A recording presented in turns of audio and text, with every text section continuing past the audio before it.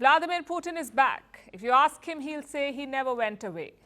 Now, don't get me wrong, the Russian president was not missing, but his usual confidence was. The swagger that you normally associate with him, the snappy comebacks, all of it had faded since the war in Ukraine. It's back though. Today, Putin resumed his annual ritual, that of a year-end press conference. Last year, he decided not to do it. Ukraine's counter-offensive was making gains, the sanctions were biting Russia, and Putin was persona non grata in many countries. So he skipped the press conference last year.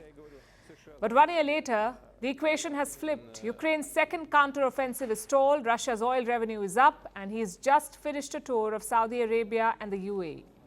So Putin is confident.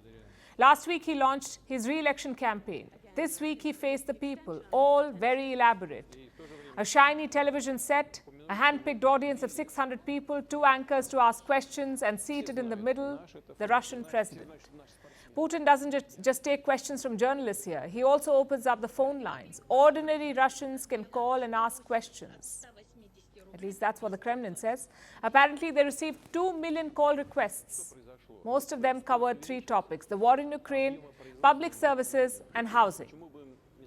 Of course, all the focus was on Ukraine. And guess how long the whole thing lasted? Over 4 hours and 10 minutes. If you're surprised, don't be, because it was not even his personal best. That would be the 2008 press conference. He spoke for 4 hours and 40 minutes. Putin's answers revealed 4 aspects of the Ukraine invasion. Listen to this.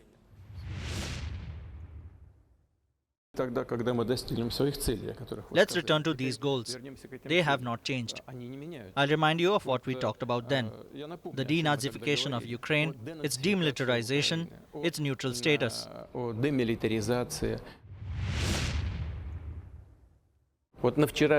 As of yesterday evening, I was informed we now had come up with 486,000. The flow of men ready to defend our homeland with arms in hand is not decreasing. 1,500 men join the ranks daily across the country. There is no need for mobilization as of today.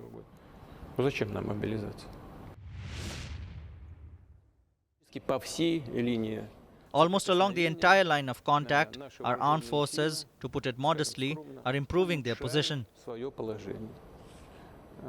Almost everyone is in an active stage of actions. Throughout the entire length, there is an improvement in the position of our troops.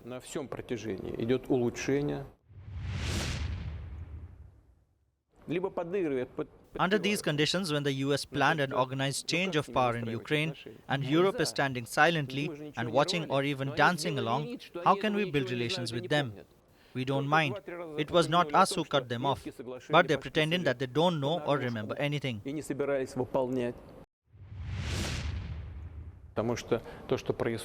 What is happening is, of course, a catastrophe. But you and everyone here around the world see it. Look at the special military operation and what is happening in Gaza, and feel the difference. There is nothing like this in Ukraine. One thing is clear, all those illness rumors are fake. Putin seems fit and fine. As for the invasion, the goals have not changed. The Russian president wants to denazify and demilitarize Ukraine. And today he came with numbers. He knew exactly how many Russians are deployed in Ukraine. 617,000.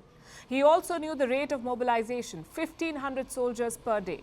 If true, these are very impressive numbers. They tell you why the tide is turning. But let's hit pause on the politics for now, because the press conference also had some lighter moments, one of them involving 2 Putins. That's right, a deep fake Putin and the real one. You have to see this. Vladimir Vladimirovich, hello, I am a student at St. Petersburg State University. I want to ask, is it true you have a lot of doubles? And also, how do you view the dangers that artificial intelligence and neural networks bring into our lives? Thank you. Well, I see you may resemble me and speak with my voice, but I have thought about it and decided that only one person must be like me and speak with my voice. And that will be me. One of our famous figures used to make such jokes. But regarding the artificial intelligence, by the way, it's my first double. How about that? Putin is rattling off at press conferences for 4 hours. He jokes with deep fakes. Now compare this to Ukraine. Volodymyr Zelensky visited the US this week. He appealed for more military aid from Washington. No luck though. He returned empty-handed. And now a second setback is brewing. This time in Brussels, the European Union is holding a key summit. They're discussing Kiev's membership to the bloc, but not everyone is keen. Hungary's Viktor Orban says he won't support it. Enlargement is a merit-based, legally detailed process which has preconditions. We have set up 7 preconditions, and even by the evaluation of the Commission, 3 out of the 7 is not fulfilled. So there is no reason to negotiate membership of Ukraine now, even not to negotiate.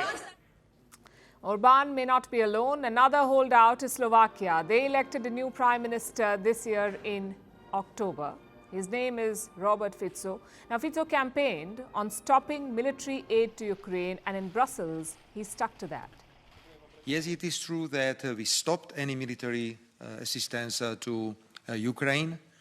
We will not send anything from state storages from the Slovak army. I openly declared that we do not believe in my government in military solution in Ukraine. The only result will be maybe hundreds and hundreds of thousands victims of this war on both sides of the conflict. So here's the problem. US military aid could dry up by the end of December, meaning Europe must take the lead now. They will have to cough up money to plug the gap left by Washington. And Brussels does have a plan. They've added $54 billion to their budget. All of it is for Ukraine. $36 billion as loans and $18 billion as grants. Again, Hungary turned out to be the problem. Viktor Orban wanted $11 billion to strengthen his borders to keep migrants out.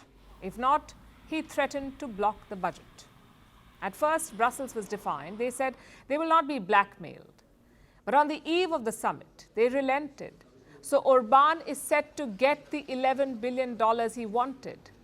And the assumption is that Ukraine will also get the money.